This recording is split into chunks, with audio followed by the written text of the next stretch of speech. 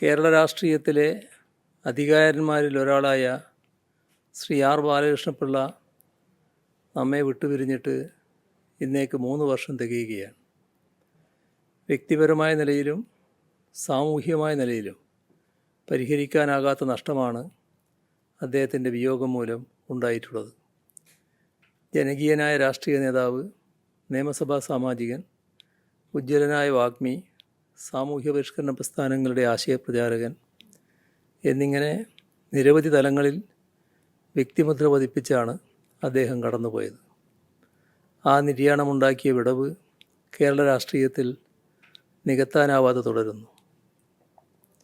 ജീവിച്ചിരുന്ന കാലം അത്രയും സാധാരണക്കാർക്ക് വേണ്ടി പ്രവർത്തിക്കുന്നതിനോടൊപ്പം ഭരണഘടനാ മൂല്യങ്ങൾ ഉയർത്തിപ്പിടിക്കുന്നതിലും ഫെഡറൽ സംവിധാനത്തെ സംരക്ഷിക്കുന്നതിലും സംസ്ഥാനത്തിൻ്റെ താൽപ്പര്യങ്ങൾക്ക് വേണ്ടി നിലകൊള്ളുന്നതിലും മതനിരപേക്ഷത കാത്തുസൂക്ഷിക്കുന്നതിലും അദ്ദേഹം ശ്രദ്ധ ചെലുത്തി. രാജ്യത്തെ ജനങ്ങളെ മതം, ജാതി, ഭാഷ എന്നിങ്ങനെ വിവിധ തലങ്ങളിൽ ഭിന്നിപ്പിച്ചുകൊണ്ട് നാടിൻ്റെ സമാധാന അന്തരീക്ഷം തകർക്കാൻ മുന്നിട്ടിറങ്ങുന്ന ശക്തികളെ ചെറുത്തു തോൽപ്പിക്കേണ്ടതിൻ്റെ ആവശ്യകത ഏറിവരുന്ന ഘട്ടമാണിത്. ഭരണഘടനാ സ്ഥാനങ്ങളിൽ ഇരിക്കുന്നവർ തന്നെ വർഗീയ ചേരിതിരിവുണ്ടാക്കുന്നു. ചില വിഭാഗങ്ങളെ മോശമായി ചിത്രീകരിക്കാൻ ശ്രമിക്കുന്നു.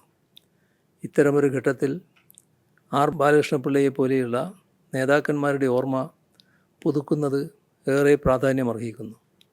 എക്കാലവും ജനങ്ങൾക്കിടയിൽ പ്രവർത്തിച്ച നേതാവായിരുന്നു അദ്ദേഹം. അനിതര സാധാരണമായ ആജ്ഞാശക്തി പുലർത്തിയിരുന്ന ഒരു ഭരണാധികാരി കൂടിയായിരുന്നു. ഗാംഭീര്യത്തോടെ എന്ന പോലെ സരസമായി കാര്യങ്ങൾ അവതരിപ്പിക്കുന്നതിലും അദ്ദേഹം ശ്രദ്ധ പുലർത്തി. അദ്ദേഹത്തിൻ്റെ നിയമസഭാ പ്രസംഗങ്ങളെല്ലാം അതിന് ഉദാഹരണങ്ങളാണ്. കുറിക്കുകൊള്ളുന്ന ഒളിയമ്പുകൾ രാഷ്ട്രീയ എതിരാളികൾക്ക് നേരെ പ്രയോഗിക്കുന്നതിലും അദ്ദേഹം സമർത്ഥനായിരുന്നു. ഈ കഴിവുകൾ അദ്ദേഹത്തെ കൂടുതൽ ജനകീയനാക്കി. പാർലമെൻ്ററി രംഗത്തെ അദ്ദേഹത്തിൻ്റെ പ്രവർത്തന ചരിത്രം തന്നെ ഇതിൻ്റെ ദൃഷ്ടാന്തമാണ്. തുടർച്ചയായി 26 വർഷം ഇടമുളക്കൽ പഞ്ചായത്ത് പ്രസിഡന്റ്, 11 വർഷം കൊട്ടാരക്കര പഞ്ചായത്ത് പ്രസിഡന്റ് എന്നീ നിലകളിൽ പ്രവർത്തിച്ച അദ്ദേഹം 9 തവണയാണ് കേരള നിയമസഭയിലേക്ക് തിരഞ്ഞെടുക്കപ്പെട്ടത്. 25-ാം വയസ്സിൽ ആരംഭിച്ച ആ പാർലമെൻ്ററി ജീവിതം ഓരോ രാഷ്ട്രീയ പ്രവർത്തകനുമുള്ള പാഠപുസ്തകം കൂടിയാണ്. സംസ്ഥാനത്തെ ഏറ്റവും പ്രായം കുറഞ്ഞ നിയമസഭാ സാമാജികനായിരുന്നു ഒരിക്കൽ അദ്ദേഹം. കൊട്ടാരക്കര മണ്ഡലത്തിൽ അദ്ദേഹത്തിന് ലഭിച്ച 37,000 വോട്ടിൻ്റെ ഭൂരിപക്ഷം 4 നൂറ്റാണ്ടുകാലം കേരളത്തിലെ റെക്കോർഡ് ഭൂരിപക്ഷം കൂടിയായിരുന്നു. 1971-ൽ മാവേലിക്കരയിൽ നിന്നും ലോക്സഭയിലേക്കും അദ്ദേഹം തിരഞ്ഞെടുക്കപ്പെട്ടു. സംസ്ഥാന മന്ത്രിയും MP-യുമായിരിക്കെ തന്നെ പഞ്ചായത്ത് പ്രസിഡൻ്റായും പ്രവർത്തിച്ചുവെന്ന അപൂർവമായ റെക്കോർഡ് അദ്ദേഹത്തിൻ്റെ പേരിലുണ്ട്. ആ നിലക്ക് ഭരണത്തിൻ്റെ അടിസ്ഥാന തലം മുതൽ നിയമനിർമ്മാണ സഭകളുടെ ഉന്നത തലങ്ങളിൽ വരെ പ്രവർത്തിച്ച അപൂർവമായ അനുഭവ സമ്പത്ത് അദ്ദേഹത്തിനുണ്ടായിരുന്നു. ജനങ്ങൾക്കിടയിൽ ആർ ബാലകൃഷ്ണപിള്ളക്കുണ്ടായിരുന്ന സ്വീകാര്യതയാണ് ഈ ചരിത്രം വെളിവാക്കുന്നത്. ഒരു കാലത്ത് പിള്ളയെന്നാൽ കൊട്ടാരക്കരയെന്നും കൊട്ടാരക്കരയെന്നാൽ പിള്ളയെന്നും പറയുന്നതുവരെ ആ ബന്ധം എത്തിച്ചേർന്നു. ഒരു പൊതുപ്രവർത്തകൻ്റെ സ്വീകാര്യതയ്ക്ക് ഇതിലും വലിയ മറ്റൊരു ഉദാഹരണം ഉണ്ടാകാനില്ല. ഗതാഗതം, എക്സൈസ്, ജയിൽ മന്ത്രിയായതോടെയാണ് പിള്ളയിലെ ഭരണാധികാരിയുടെ വൈദഗ്ധ്യം കേരള ജനത കൂടുതൽ തിരിച്ചറിഞ്ഞത്. ഇരു മുന്നണികളുടെയും ഭാഗമായി വൈദ്യുതി, ഗതാഗതം തുടങ്ങിയ വകുപ്പുകൾ അദ്ദേഹം കൈകാര്യം ചെയ്തു. K Karunakaran, EK Nayanar, AK Antony എന്നിവരുടെ നേതൃത്വത്തിലുള്ള മന്ത്രിസഭകളിൽ അദ്ദേഹം അംഗമായിരുന്നു. താൻ കൈകാര്യം ചെയ്യുന്ന വകുപ്പിനെ മികച്ചതാക്കുന്ന കാര്യത്തിൽ മത്സരബുദ്ധി അദ്ദേഹം പ്രകടിപ്പിച്ചിരുന്നു. കഴിഞ്ഞ LDF സർക്കാരിൻ്റെ കാലത്ത് മുന്നോക്ക വികസന കോർപ്പറേഷൻ ചെയർമാൻ എന്ന നിലയിലും സ്തുത്യർഹമായ പ്രവർത്തനമാണ് അദ്ദേഹം കാഴ്ചവെച്ചത്. ബാലകൃഷ്ണപിള്ളയെ സ്മരിക്കുമ്പോൾ നമ്മുടെ മനസ്സിലേക്ക് എത്തിച്ചേരുന്ന സംഭവങ്ങളിൽ ഭൂരിഭാഗവും അദ്ദേഹം സംസ്ഥാന താൽപ്പര്യങ്ങൾക്ക് വേണ്ടി നടത്തിയ ഇടപെടലുകളാണ്. കേരള കോൺഗ്രസ് രൂപപ്പെടുന്നത് തന്നെ സംസ്ഥാനത്തിൻ്റെ താൽപ്പര്യങ്ങൾ സംരക്ഷിക്കപ്പെടണമെന്ന ആശയത്തിൻ്റെ കൂടി അടിസ്ഥാനത്തിലായിരുന്നുവല്ലോ. ആ ആശയത്തിൻ്റെ വ്യക്തമായ സ്വാധീനം ബാലകൃഷ്ണപിള്ളയുടെ ജീവിതത്തിലുടനീളം കാണാൻ കഴിയും. കേരളത്തിൻ്റെ താൽപ്പര്യങ്ങൾ നേടിയെടുക്കുന്നതിനായി ഏതറ്റം വരെ പോകുന്നതിനും അദ്ദേഹത്തിന് മടിയുണ്ടായിരുന്നില്ല. ഈ പ്രത്യേകത മൂലമാണ് ഭരണപക്ഷത്താകുമ്പോഴും പ്രതിപക്ഷത്താകുമ്പോഴും അദ്ദേഹത്തിൻ്റെ ശബ്ദം ഒരുപോലെ ശ്രദ്ധിക്കപ്പെട്ടത്. കേരളത്തിനു വേണ്ടി സംസാരിക്കുമ്പോഴുണ്ടായ ആവേശത്തിൻ്റെ പേരിൽ മന്ത്രിസ്ഥാനം നഷ്ടമാകുന്ന അവസ്ഥ പോലും ഉണ്ടായി.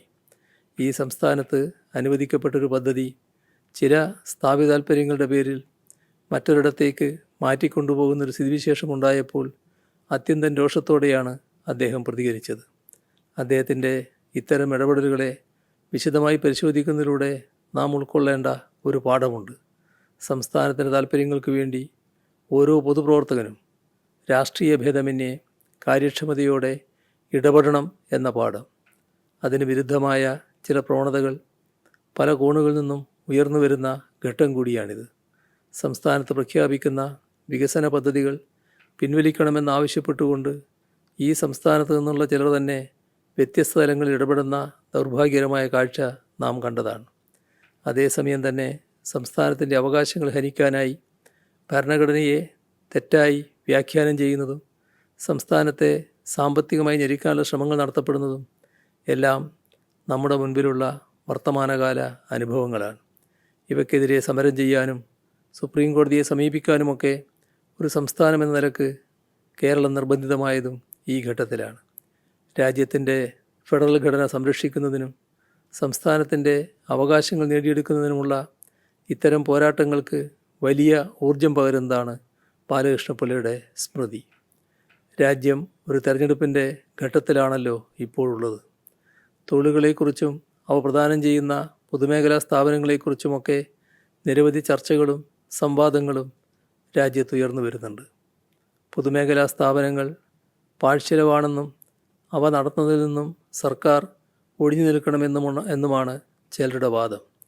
എന്നാൽ സാമൂഹ്യ നീതി അധിഷ്ഠിതമായി സേവനങ്ങൾ പ്രദാനം ചെയ്യുന്നതിലും തൊഴിലവസരങ്ങൾ സൃഷ്ടിക്കുന്നതിലും പൊതുമേഖലാ സ്ഥാപനങ്ങൾക്ക് വലിയ പങ്ക് വഹിക്കാനുണ്ട് എന്നതാണ് LDF സർക്കാരിൻ്റെ കാഴ്ചപ്പാട്. ഇതേ ആശയം ഉൾക്കൊണ്ട വ്യക്തിയായിരുന്നു ബാലകൃഷ്ണപിള്ള. ഗതാഗത മന്ത്രിയായിരിക്കെ ദീർഘദൂര സർവീസുകൾക്കും ഗ്രാമാന്തര സർവീസുകൾക്കുമായി പ്രത്യേകം ബസ്സുകൾ ഏർപ്പെടുത്തിക്കൊണ്ട് അദ്ദേഹം നടത്തിയ ഇടപെടലുകൾ തന്നെ ഉദാഹരണം. പൊതുമേഖലാ സ്ഥാപനങ്ങളുടെ പ്രവർത്തനങ്ങളുടെ ഗുണഫലങ്ങൾ എല്ലാ വിഭാഗം ജനങ്ങളിലേക്കും എത്തിച്ചേരണമെന്ന നിർബന്ധ ബുദ്ധിയോടെയാണ് അദ്ദേഹം പ്രവർത്തിച്ചത്. ഭരണപരമായ കാര്യങ്ങളിൽ മാത്രമായി ഒതുങ്ങി നിൽക്കുന്നതല്ല അദ്ദേഹത്തിൻ്റെ പ്രവർത്തനങ്ങൾ.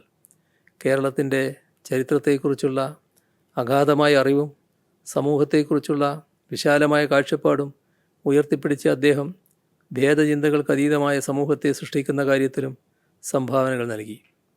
കേരള കോൺഗ്രസിൻ്റെയും UDFൻ്റെയും സ്ഥാപക നേതാവെന്ന നിലയിലാണ് R. ബാലകൃഷ്ണപിള്ള കേരള ചരിത്രത്തിൽ പ്രധാനമായും വിലയിരുത്തപ്പെടുന്നത്.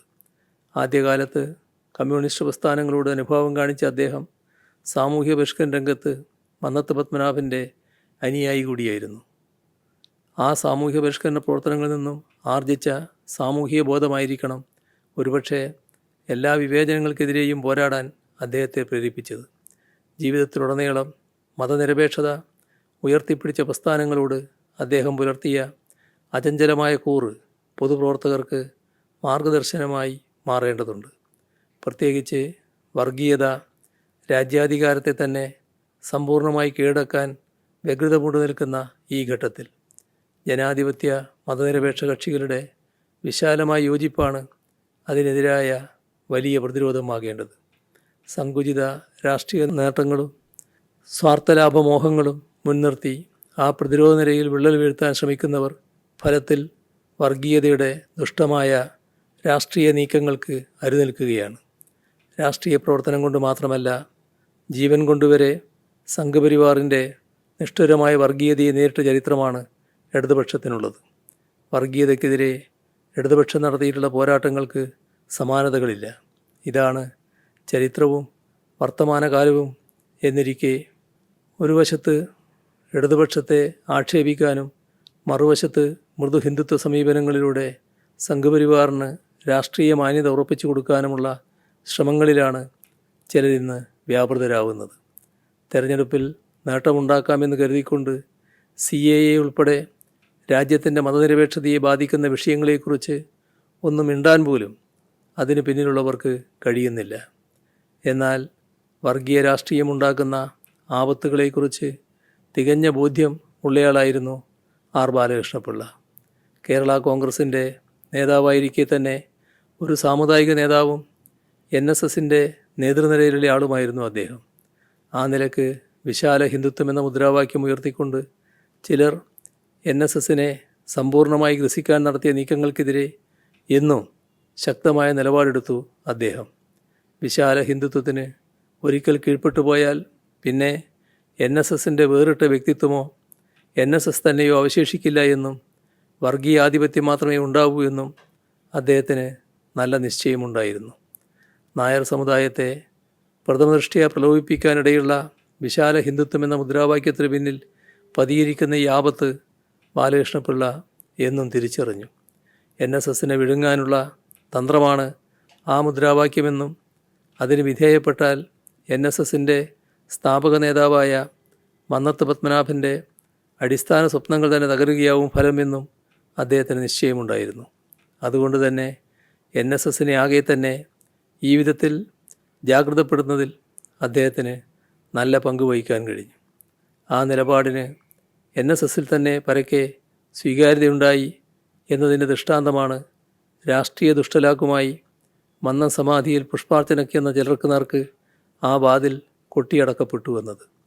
വർഗീയതയുടെ വിഷം കുത്തിവെച്ച് കേരളത്തിൻ്റെ സുദൃഢമായ മതനിരപേക്ഷത തകർക്കാൻ കച്ചകെട്ടി ഇറങ്ങിയ ചിലരുണ്ട്. അവരോട് ഈ സർക്കാരിന് പറയാനുള്ളത് മതനിരപേക്ഷത കാത്തുസൂക്ഷിക്കാൻ ഏതറ്റം വരെയും ഈ സർക്കാർ പോകുമെന്നതാണ്. വർഗീയതയെ നേരിടേണ്ടത് മതനിരപേക്ഷത കൊണ്ടാണെന്ന് ഈ സർക്കാരിന് വ്യക്തമായ ബോധ്യമുണ്ട്. മതനിരപേക്ഷതയെ ശക്തിപ്പെടുത്തിക്കൊണ്ട് വർഗീയതയെ നേരിടാനാണ് സർക്കാർ ഉദ്ദേശിക്കുന്നത്. അതിന് നിയമപരമായ നടപടികൾ കൊണ്ട് മാത്രം കഴിയില്ല. സാമൂഹികവും സാമുദായികവും രാഷ്ട്രീയപരവുമായ ഇടപെടലുകൾ സമാന്തരമായി നടത്തിക്കൊണ്ട് മാത്രമേ മതനിരപേക്ഷ ചിന്തകളെ കൂടുതൽ ശക്തിപ്പെടുത്താൻ നമുക്ക് കഴിയുകയുള്ളൂ. അത്തരം പ്രവർത്തനങ്ങൾ ഏറ്റെടുക്കാനുള്ള ഊർജം പകരുന്നതാണ് ബാലകൃഷ്ണപിള്ളയുടെ ജീവിതം. നവകേരളത്തിലേക്കെന്ന ആശയം മുന്നോട്ട് വെച്ചുകൊണ്ട് 3ാം വാർഷികത്തിലേക്ക് കടക്കുകയാണ് ഈ സർക്കാർ. നാം വിഭാവനം ചെയ്യുന്ന നവകേരള നിർമ്മിതിയിൽ ക്ഷേമപ്രവർത്തനങ്ങളുണ്ട്, ആരോഗ്യ വിദ്യാഭ്യാസ കാർഷിക വ്യാവസായിക മേഖലകളിലെ പ്രവർത്തനങ്ങളുണ്ട്, വികസന പദ്ധതികളുമുണ്ട്. സമഗ്രമായ ഒരു വികസന ക്ഷേമ നയമാണ് ഇടതുപക്ഷ ജനാധിപത്യ മുന്നണി സർക്കാർ മുന്നോട്ട് വെക്കുന്നത്. അത് പൂർണ്ണമായും വിജയത്തിലേക്ക് എത്തണമെങ്കിൽ എല്ലാ വിഭാഗം ജനങ്ങളുടെയും സഹകരണം ആവശ്യമാണ്. അത് ഉറപ്പുവരുത്തിക്കൊണ്ട് ഏറ്റവും സമുചിതമായ ശ്രദ്ധാഞ്ജലി ശ്രീ ആർ ബാലകൃഷ്ണപിള്ളക്ക് നൽകാം. അദ്ദേഹത്തിൻ്റെ സ്മൃതിക്ക് ആദരാഞ്ജലികൾ നേർന്നുകൊണ്ട് ഈ അനുസ്മരണ സമ്മേളനം ഉദ്ഘാടനം ചെയ്തതായി അറിയിച്ചുകൊണ്ട് അവസാനിപ്പിക്കുന്നു. നിങ്ങൾക്കെൻ്റെ സ്നേഹാഭിവാദനങ്ങൾ.